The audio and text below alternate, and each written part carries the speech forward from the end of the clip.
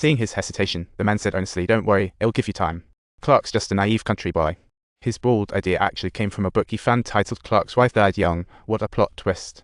Clark's daughter, being the insightful little helper, is already carrying a load of farm work at just 9. Talk about a mini-farm superhero. She never complains, but Clark knows deep down that his daughter shouldn't be shouldering adult responsibilities before she's even hit puberty. What she needs is knowledge and maternal love. Finding Matty a literate gal in need, Clark had an idea. He boldly proposed, thinking he could score a tutor for his daughter and maybe even a touch of motherly affection. For Matty, this was a golden opportunity to tackle her perpetual single status. After all, I just want to get back home. Even though unhappy, for the baby's sake, Matty agreed to Clark's proposal. During the wedding, Clark nervously grabbed Matty's hand, who looked disgusted. Asked if she'd marry him, her eyes wandered. She was silently thinking, "I'll say yes."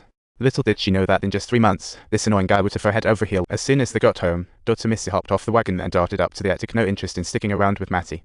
Clark asked Matty and Missy to share a room, had moved to the attic. Matty, straight face, shuffled in gloomily.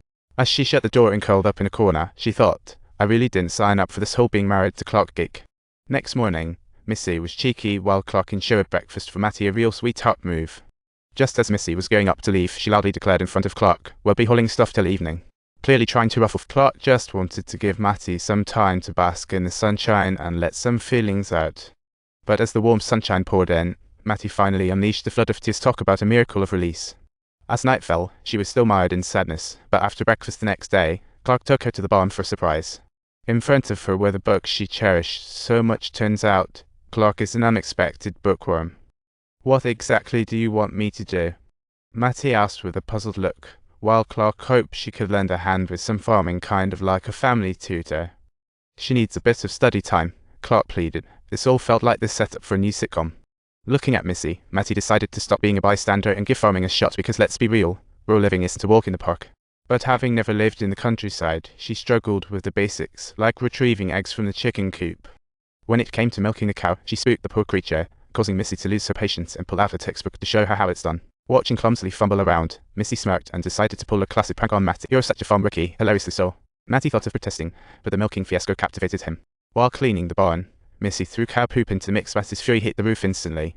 Missy wasn't one to back down, bluntly saying, "I hope you leave soon," which ignited a fiery retort for Matty. "Once spring rolls around in 3 months, they'll wave goodbye excitedly, I assure you." At dinner, Clark asked how the day went, sensing the crackling tension in the air like a battlefield.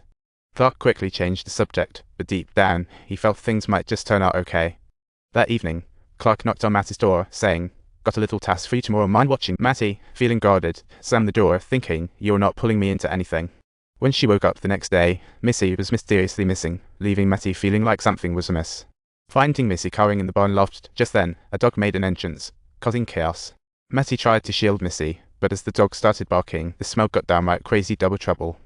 Although Missy wasn't fond of Matty, she generously used tomatoes to attack her instead. While preparing dinner, Matty accidentally burned her hand, and of course, Clark just happened to walk in. Clark rushed over to help, and Mrs. Unexpected act caught everyone off guard. He didn't really dislike Matty, he just couldn't bear the thought of anyone taking his mother's place. The next day, Clark was heading to the market for essentials and asked Matty care to tag along. Before Matty could respond, Missy started mocking, "Your pancakes last night were a disaster, let me whip up some fried chicken instead." This ignited a competitive spirit in Matty. After flipping through the recipe, she dashed to the hen house for an epic chicken chase. When Clark returned home, he found feathers everywhere like they had just survived a chicken apocalypse. She turned around with the freshly fried chicken, only to find Missy looking astonished and wide-eyed. Finally, some revenge. Matty happily blew chicken feathers off her head, secretly basking in triumph. As night fell, Missy admired Matty's beautiful dresses, while outwardly complaining about waste but feeling envied. She reminisced about how her mother made beautiful quilts, which would probably make these dresses look lame in comparison. Each time her mother was mentioned, a warm feeling spread to Mrs. Hart. Her lips would inevitably form a smile. Gazing at the black and white photo by the bedside, she thought, "Just the most beautiful." Then her mood dipped.